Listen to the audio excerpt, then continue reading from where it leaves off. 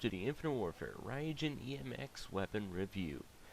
Anyway, the Raijin-EMX is, well, a pretty unique SMG with the huge fact that it comes with an EMP noob tube.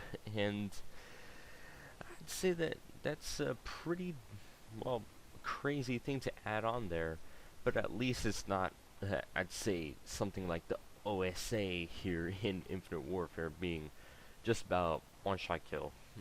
Well, it does get some kills with this EMP underbarrel grenade launcher. It still does get a lot of hit markers. The only way to get a kill with the thing, with the underbarrel grenade launcher EMP thing it has on here, is by a direct hit.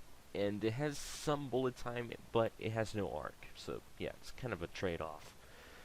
When it comes to the overall gun, it's a 3-round burst ballistic firearm, and it's very accurate. Like, I'm using suppressor, iron sights, and a regular grip and quick draw, and I'd say it's basically the SMG version of the MV4, is all I could say.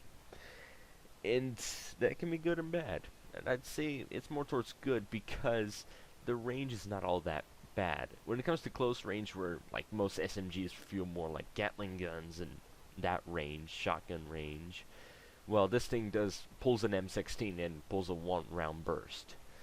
And when you go on to longer ranges, it's usually, the space where the SMGs shouldn't really be there, but they're there anyway.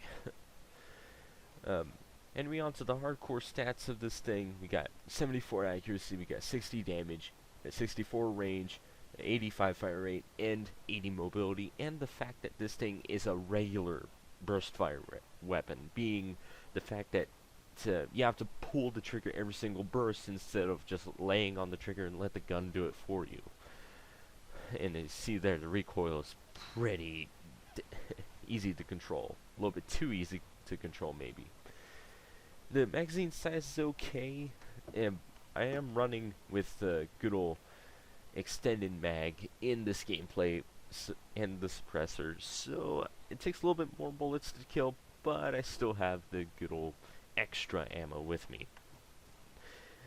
And other than that, when it comes to the other SMGs, I know that it's probably never going to compete with the VPR in super close range, except for that one burst potential. And then we have Trencher, which is pretty good. I'd say it does beat it out on the accuracy, but I'm not really sure. Haven't really compared them yet. HVR obviously stops that. RPR Evo, well, when it comes down to it, I'd say it's more for personal preference, and if you have the epic variant of the Bezozuko for the RPR Evo. Then, with the Karma 45, same thing, personal preference, and also the fact that what map, and if you have the two crazy epic variants you get for the mission teams, the Phobos and the Demos. And FHR 40, we all know that's a melt machine sometimes in close range, and I do have the Windfall variant on it. And ERAD, well, personal preference, and maybe Cyclopean. Other than that, when it competes with any others, when they're not in their range, but in, well, this gun's range, well, you could say it's game over. Because it's a 1-round burst or 2-round burst to kill. And it's pretty easy to pull off those 2 bursts in the medium close range. And I'd say comparing this weapon to any SMGs here is kind of ridiculous. I'd compare it to the Black Ops 3 Pharaoh. I know the Pharaoh from Black Ops 3 is a 4-round burst and all, but I'd say it handles pretty closely to it, even though it does not have the auto burst and whatnot. Even with the suppressor on, it feels more of like a stealth weapon instead of, well, yeah, in-your-face engagement.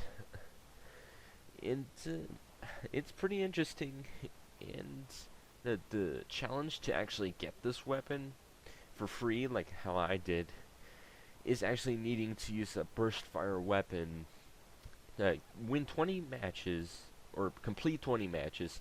In each of those matches, you gotta get 10 kills at least with a 3-round burst weapon, being the R3K or the RVN. I'd say I'm a little bit better luck with the RVN because it's faster rate of fire, and I'm a little bit better with the mobility. And I'm not sure if the melee shock kills count, but I kind of doubt it. And with the R3K, I'm not really a defensive player, so the R3K might be yours to go with, maybe. And maybe it even counts the good old Hellstorm sidearm here instead of just primaries. But hey, who does run around with a pistol other than trying to get the Stallion 44? Another huge thing that you need to do huge thing you have to do with this weapon, if you want the Atlas LMG, you're gonna have to get this thing via supply drop or the challenge or whatnot, unless you have the season pass. Because then you're gonna have to do the same thing, only that specifically with the Raijin-EMX to get the Atlas. So yeah, at least this SMG is not underpowered, and actually is pretty good, and not too overpowered like the VVR was after the small buff that they did to it after, well, the launch.